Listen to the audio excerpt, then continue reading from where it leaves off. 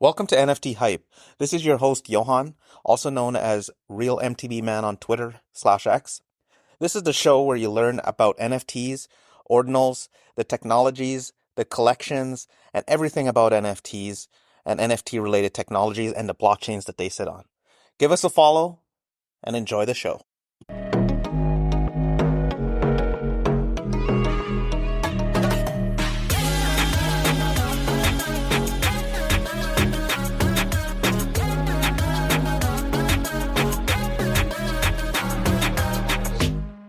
This episode is brought to you by CryptoSlam.io, the multi-chain data aggregator indexing over 21 plus blockchains. From Ethereum to Bitcoin to Solana to everything in the industry, CryptoSlam has got you covered for the latest and greatest information about what's trending in the NFT space. Well, thanks, Mike, for joining us today. It's a pleasure to have you on the show. I met you in a couple of spaces, and your reputation precedes you. You're just a great security guy, and you have a project going. So before we get to that, thanks for joining on to NFT Hype here for this quick episode on multisig, security in the Bitcoin space. What is your background in crypto and experience, and how did you get into the space? Yeah, it's actually, one of those happenstance sort of things. I was in IT and sort of recognized Bitcoin early on in some chats for what it was, which was kind of a network, right? A self-incentivizing network, and thought it was cool and dabbled. Didn't really get financially involved until later, unfortunately. But at the time, it was a toy. We were all playing with it and having fun. Yep. And then, I mean, who could have seen? Honestly, I was happy with just Bitcoin, but seeing all these iterations, innovations, different layers, programmability, I just dove right in because it was once again just fun. It seemed like I'm old enough to remember early internet days, BBS boards, and AOL chat rooms and stuff. So to me, this innovation burst is very similar to that, where you can almost build anything you want, and who knows, right? It could be like the solution that no one knew they needed. And I got swept through all of DeFi with that, worked on some DeFi wallets, ERC, Polkadot type stuff. And then when I saw Ordinals and this sort of Bitcoin revival, it was like a homecoming call. And I kind of dropped everything else I was working on and just made my way over to this space, found some really cool people. And yeah, that's the story. Then we made a Cigna. Here we are. So just so you don't feel like the only type of guy in that situation, I remember being in high school when the internet was not out yet. And and I was on BBS boards as well, and downloading games and stuff like that. Yeah, so just so you know, you're in the I'm, right I'm type of glad you know company. what I mean. Yeah, I'm glad you know what I'm talking about. Then you get it too with crypto and Bitcoin. It's like it's like a repeat, right? It's like, except this time I'm an adult, right? I Yeah. can like make my stuff for real businesses. It's great. Yeah, I remember them displaying, demoing the internet in the mall cafeteria area, and they had Mr. Starchy Tuberhead, and it was like just put these things on the potato head. That was the internet back then. Well, You are bringing me back, man. That is hilarious. so do business side aside, do you collect any of the art? And what, if so, like, what are your favorite ordinals so far that you've collected? Oh, wow. Yes, I absolutely. I love, for me, it's got nothing to do, honestly, with any sort of like speculation or whatever. I love that these ridiculous and often awesome pieces are on Bitcoin, and that it's like they're there, they're part of it, they're out there, people can call to it, you can use them, manipulate them. The programmability is getting really cool there too. So yeah, I gotta say, being an old schooler, like we're saying, I do have that soft spot for pixel art, especially the kind that has that soul to it, like Mario and some of those old games, Ghosts and Goblins, the kind of stuff they could do with like just a few pixels to really create mood. So I'm seeing stuff like I always hate to do this because I don't want to leave anyone out because they're so good, but like Skullex, I think I got in early with Knox over there. Those guys do an amazing set of kind of like, dark pixel art skull focus stuff, and they've got all the different kind of callings from like cyber, to the hellscapes and darkness. So those I love. I mean, I think even the fun stuff like Goosenals and the Benjis, and you've got and Frogs, of course, because they were kind of like some cool OGs that really saw the Ordinals and did like a big collection. Of course, I'm fronting my OMB, and that's just like ZK, all those guys over there are such doers, philosophers. They really get it. They get the space, and they're here to like grow roots into it and build the whole thing up. So the OMBs you gotta love.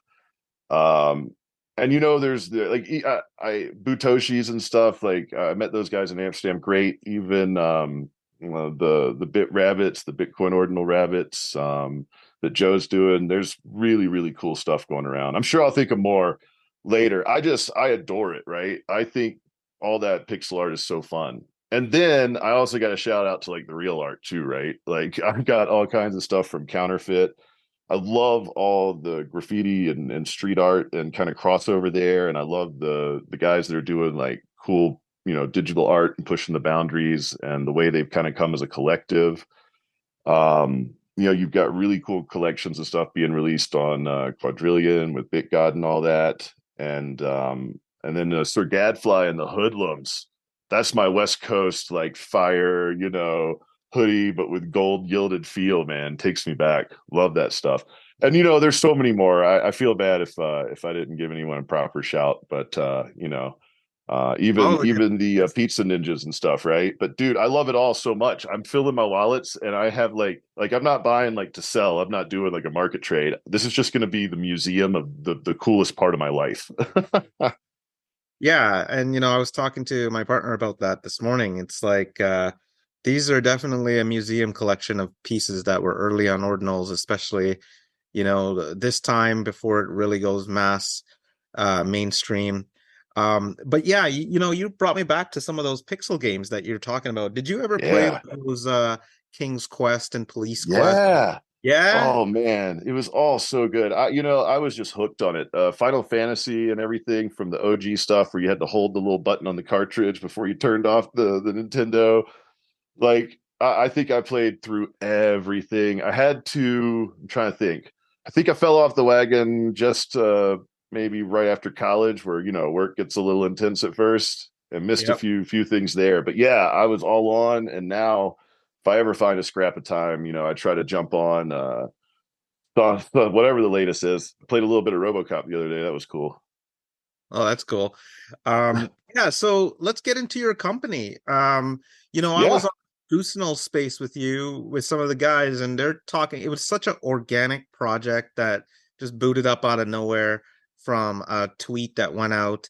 Yep. And now they're thinking of possibly putting some organization behind it.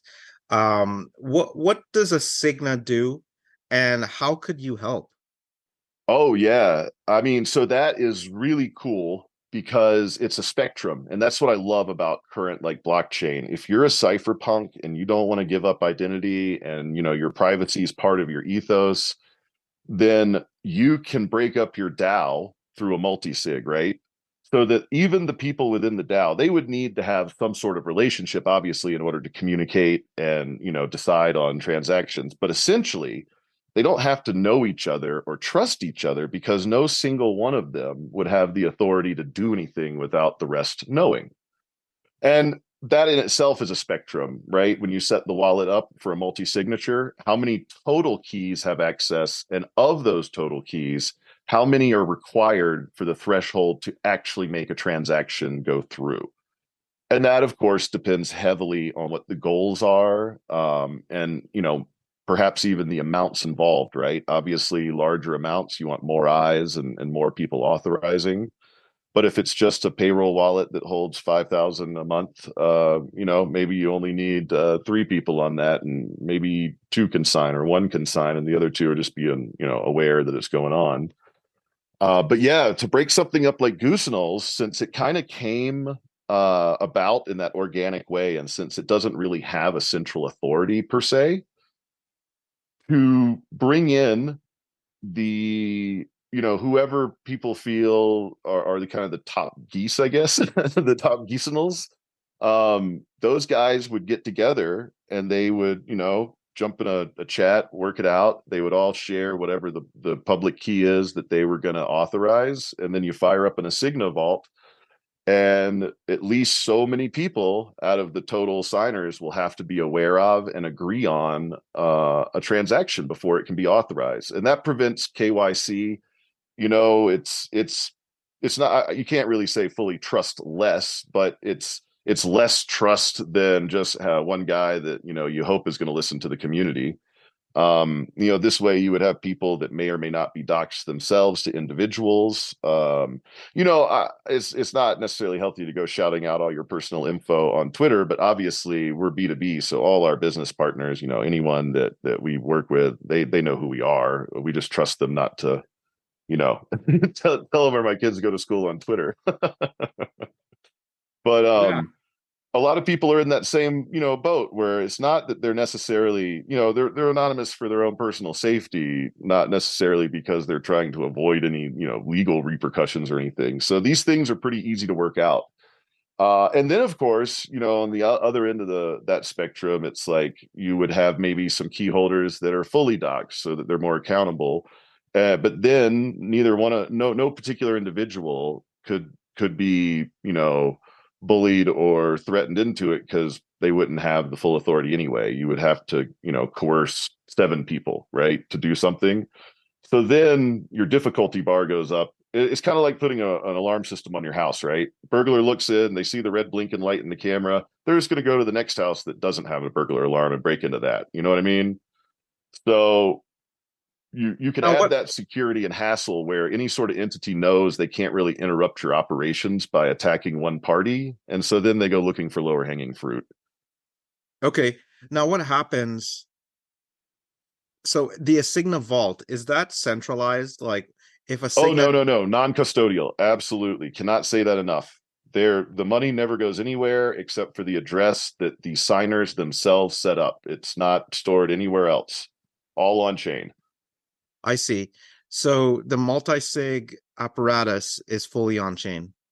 Exactly. For ordinals, for BRC20s, our stack stuff is up and running. All that. It is non-custodial. Your money is never accessible by anyone but the people who have agreed upon that key set, right? So if you need 3 out of 7, as long as you can get 3 out of 7, you can you control that money, right? No one else can. 2 of How 7 does can't control it. No one else can control it. Now, how does Bitcoin do that without smart contracts? I'm not a Bitcoin Oh OG. yeah, no, totally. This is what is so cool. So before there are other multisigs for just native Bitcoin, right? And that's fine. It's just you can't really work with ordinals and L2s and all this other stuff that we've got coming, right? Like we see all runes, we know all this stuff's coming. So that's what we're targeted for. And what we do is we take advantage of the exact same taproot scripts that they use to actually make the ordinals and the BRC20s.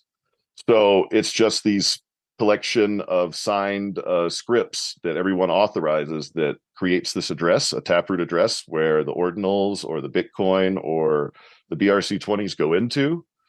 And then that address can only be manipulated by the creators and by reaching the threshold of creators. So you could have 10 people create the wallet and only need 2 people to sign for transactions, right? That And would this is obviously be an environment with technology, a lot of trust. and that is technology that's inherent to the Bitcoin core code. So to Taproot, which is what ordinals and everything are built on. Ours is a Taproot. So just like you have the SegWit wallets and Lightning, and they are native Bitcoin is there even for Lightning. But you are like people have to be basically running the Taproot nodes, which they already are, which is why ordinals and everything work.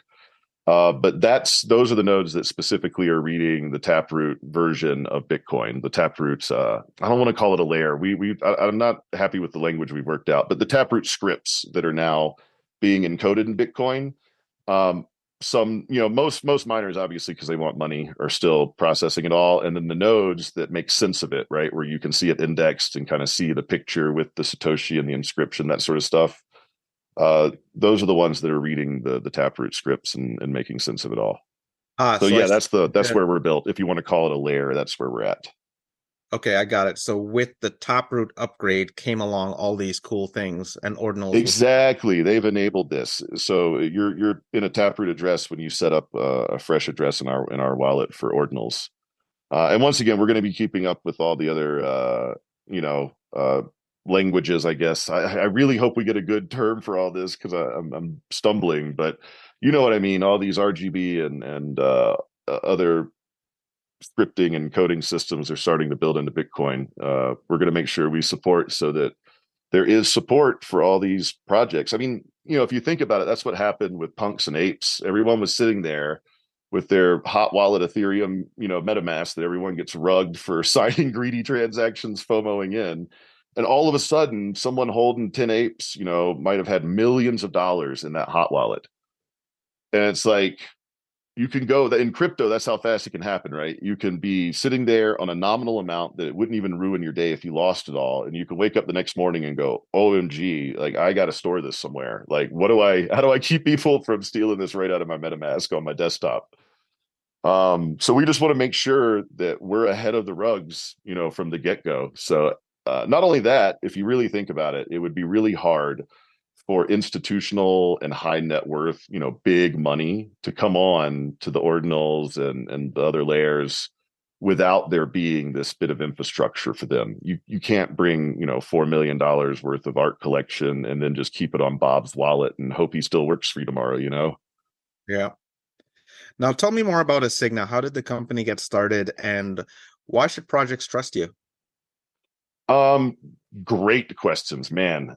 This is what I'm here for. So we came together because we had worked on various other DeFi projects and other ecosystems over the last few years together, sort of here and there. And then when we both kind of saw each other in the same chat rooms and spaces, and I think at heart we all had sort of started in and were core BTC, with what we wanted, and we were just having fun with the rest. So when we started talking, we both thought the same thing, which is, there's some basic missing infrastructure that would be great to have ready, for everyone that might want to onboard. And we saw the multisig as something that was pretty crucial and that no one had really built any, like I say, there are ways to multisig like native Bitcoin. You can also, do your Satoshis. It's just not very friendly, to this facing side.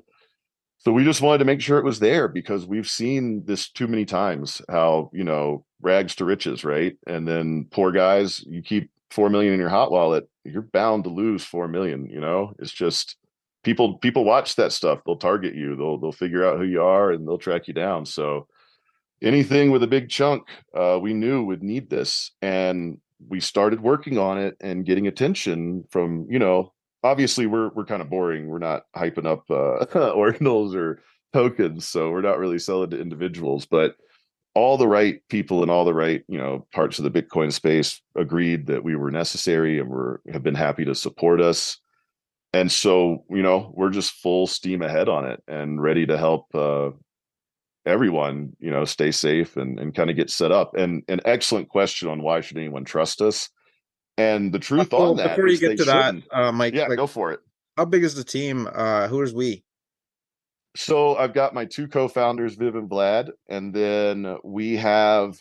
So obviously, where we're at in this stage, the team below that is not incredibly stable because we have different needs at different times for different updates. Sometimes we got to add more to the front end. Other times we're really just trying to tighten up some new stuff or upgrade on the back end. But I would say the rest of the team maybe fluctuates between I think we've seen 10 people on there at once before when we were doing graphics and backend and stuff all at the same time, but probably three or four that are kind of more steady on the development side. So yeah, six, 7 people at any given time probably working. Crunch times more, and we have to bring on a little extra help. But yeah, we're trying to keep it lean for now. I think at some point the bull run will catch us, and we just won't have a choice but to try to expand or die and take on more directions. You know how it is. All these layers will pop up, and some will never make it, but we'll have to support. Otherwise, there's the rug. Here's a message from our sponsor. Are you a founder or CEO looking to expand your user base, community, and product usage but don't want to hire full-time staff? Or looking to slash burn rates while adding more productivity to your team? Well, consider Alumi, your trusted partner in flexibly scaling your business so you can focus on other important things. Contact us today at hello@alumi.com or visit alumi.com. That's ALOOMII. So, given this rug situation, can you give an example of where a multi-sig can benefit some teams and where some examples where it's not needed? Oh yeah, yeah. Like obviously, if you've got a wallet, okay, I should clarify because the world is a big place. This is all relative to whatever your threshold is for loss. If $20 is your entire net worth, it may be worth it to you to set up a multi-sig, number one, for security, and number two, so you just have options to not lose one, key, right? You can have a backup key for yourself, stuff like that. But let's just assume that $200 is an amount that's sort of negligible to a project. If that is a wallet that has that amount in it and it's not critical, they would not need a multi-sig or the oversight, right? You don't need multiple people getting called to meet up at a certain time of day to do the signing. Wallets that might be doing complicated interactions that are going to require the approval of multiple time sensitive transactions, unless you're dealing with a lot of money, you don't want to have three people on the phone necessarily all trying to coordinate, adding liquidity at a certain price before someone else buys the token ahead of you and that kind of stuff. So some, hot wallets, depending on value and size, wouldn't be ideal. A lot of individuals, if you're just degenning a little and spending a few hundred here and there, and you're gambling and you're happy taking losses and lessons, then a multi-sig would be a hassle, and you wouldn't be able to do quick moves. You even have to sign from both your own signatures, even if you were the only one in control of all the signatures on the wallet. Um, so lower stakes, higher frequency transaction stuff is less inclined for multi-sig, but your treasuries, right? If it's the collection before it's going to get released, what you don't want someone sneaking one off to their buddy because they happen to have access to it. So you want to make sure everything's approved and everyone knows. Um, and this goes for the community optics as well. When the community, is sitting there and there's the founder and he's just got the wallet and all the money from the mint or from whatever is sitting in that wallet, all eyes are on that wallet. And if it wiggles, everyone freaks out because they know that person can just unload. But if you have, a group of people that are sort of trusted, even if they're not KYC'd, if they're just known, trusted in the community, that serves not only the project itself, because there's not one fail point, and you have people to catch a mistake. You're not going to accidentally send off a boatload of BTC as the fee, because if you set it up in a hurry and you say, hey guys, I need you to sign this, everyone's going to take a look at that and someone's going to go, wait a second, why are we paying 80,000 in fees to send, zero point 0.1 Bitcoin? And then you'll catch that mistake. You can reset the transaction. So it's oversight, loss prevention, as well as security. And yeah, it's scale. It's really scale. And don't forget, just like with any sort of DAO and sub DAOs, you can have a big wallet with the full treasury that might hold, whatever, if a company raised millions or they sold out a mint for millions, all that is in that big one. And you have, the trusted, important, the founders, maybe, they bring up someone from the community to show good faith and oversight. You need three people out of five to authorize a transaction, and you don't expect many transactions out of that wallet. And then there might be two smaller multi-sigs, and one sort of operations where you're paying your web servers, and one might be for payroll for the moderators, and the smaller guys that are or the smaller sort of salaries that are helping out around. And so you're not putting a chunk in there, right? You're not putting, 100,000 a month in there to go out. You're putting more like 10,000 in there a month. And then you need maybe, three people have access to it.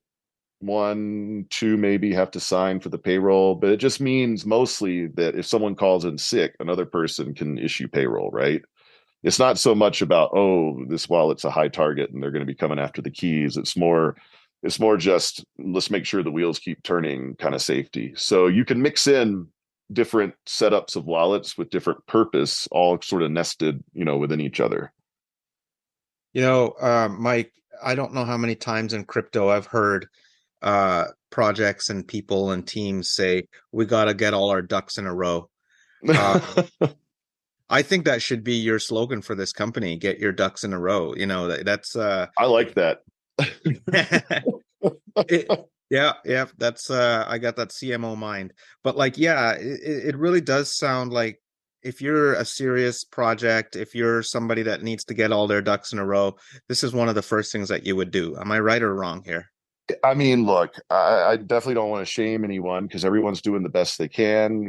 We weren't available when some projects were launching, but yeah, I do consider from all the projects I've done on any chain, I consider a proper multi-sig setup critical. I mean, that really is the DAO. A DAO is just a word. It doesn't have much meaning on paper. If anything, there's a few places that treat it like an LLC, but that's meaningless. Now you're just an LLC with a different name, right? So to me, the DAOs really are the multi-sigs. That's where, if someone just, has a tragic, car accident or just decides they're bored and leaves, the funds aren't just locked away, right? And if there's disagreements, they can be resolved by majority vote. Are there enough people that will authorize this transaction? And you can always find maybe one or two bad actors that'll team up. It's hard to find a lot of people at once that will just disregard, their morality, their upbringing, their general feelings of being a good human that we all have. There's always going to be a few that can slip in, but with these multi-sigs, you really, start to hedge against that factor, and you make it easy, for people to catch mistakes or maybe just to even rethink something, right? Maybe like, hey, maybe, so and so before they sign makes a little bit of an appeal. I, just want to say, I think maybe if we waited 2 days, this would be a better move. It leaves a lot of, flexibility and security while also, generating a lot of trust and a lot of ease amongst anyone who's working together on a project. Because in the end, it's not who can shout the loudest or, who believes the most. It's does, is the core or are the founders on board with this or not, right? Right. Now moving on into like a bit about how it works. Like, what is your user experience like? What can a project or an individual expect when they do set up a multi-sig, and how does your UX work? It Great question again. And I'll just say something we're constantly working on because we understand that we're at the point in Bitcoin where we're not, all the geeks like me are here. All the, DeFi, like all of that's here. We're now starting to onboard, more typical Web2 users. And so we're always taking feedback. Literally, there is whatever anyone's opinion. You don't have to be a technical person. Everyone can just be like, this is, I don't know what this means or this is dumb, but we've tried to think of it as simply as possible. And so what you would do is you would first decide who is on this multi-signature, right? Who are the people that will be signers? And someone will need to collect all of their public signing addresses, the wallet that's, their Xverse or whatever that they choose to sign these things with. They can set up a completely new one. It's all fine. It's just signing. And then someone will initiate this vault, this multi-signature sort of vault, and they will send out an invite is what we call it. What it really is the public address of the vault. And then everyone else, when they go to the Assigna page, usually if you're using like a plugin wallet like Xverse or something, it'll usually recognize and sort of show you the vaults you're a part of.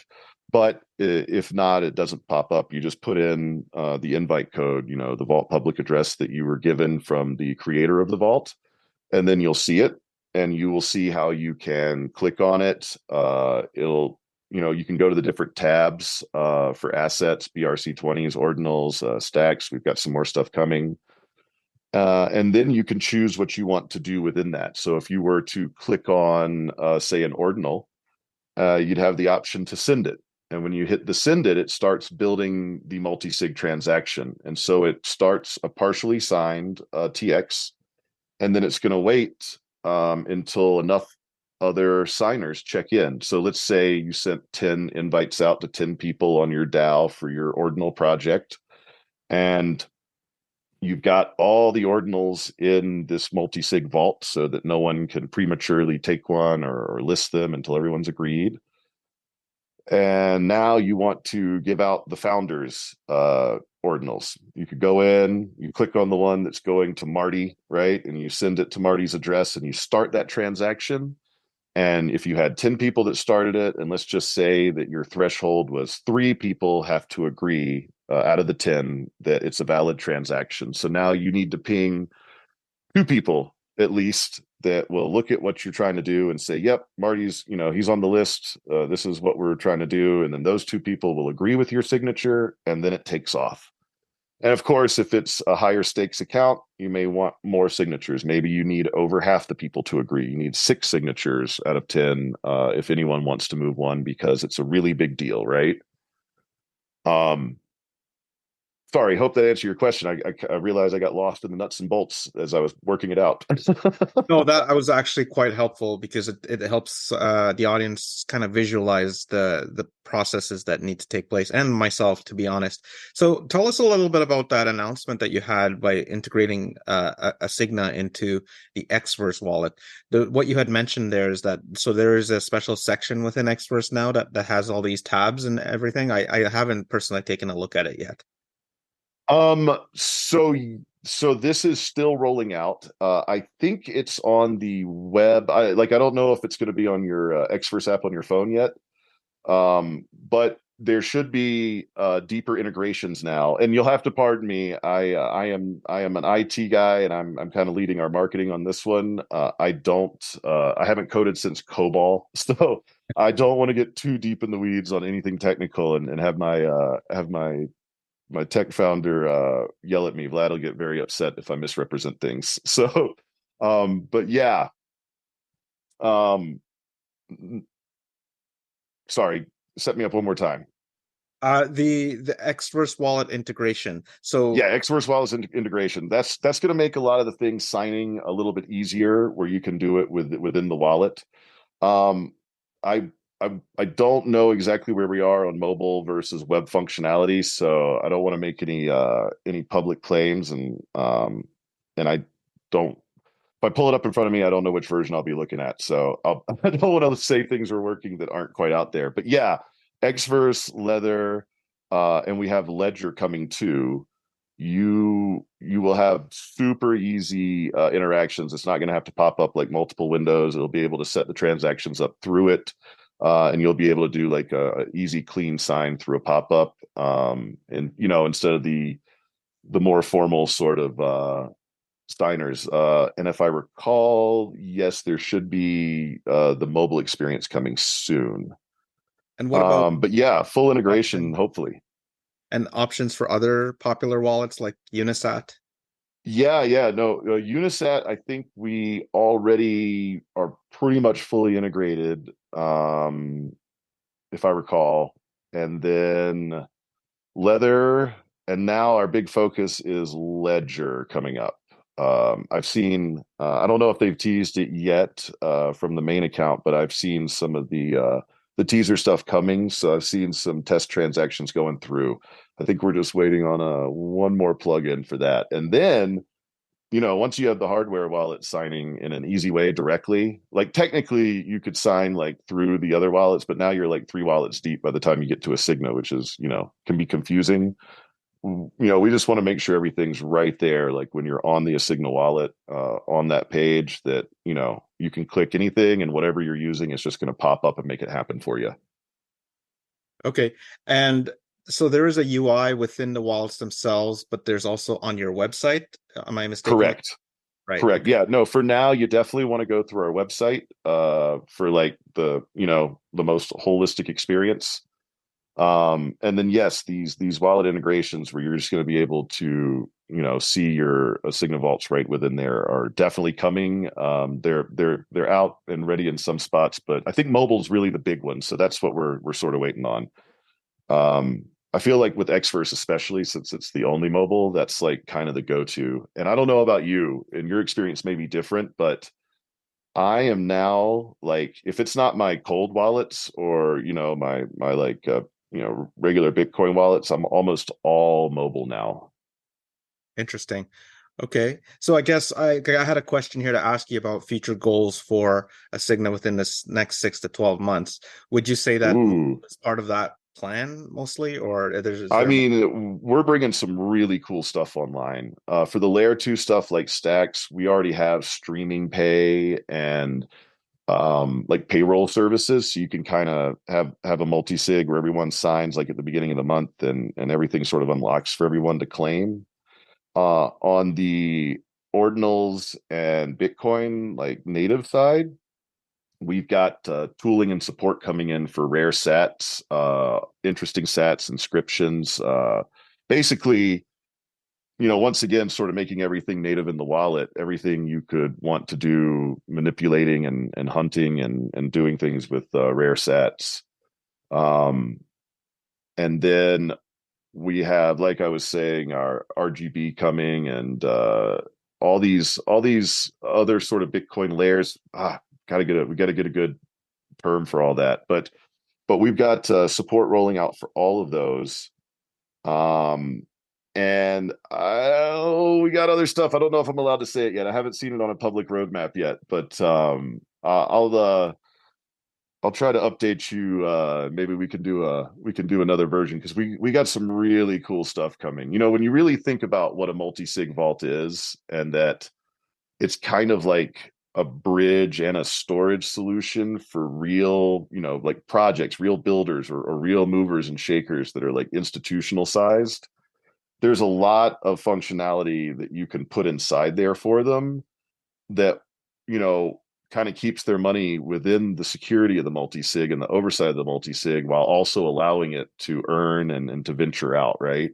Right. So yeah, it's I don't want to get myself in trouble with my co-founders because I haven't seen any public hints on that yet, but yes, I would love to update that more. That's going to be closer to the 12-month side. Right now we're taking our checks off. We want to make sure we get support for all the different sets and all that going.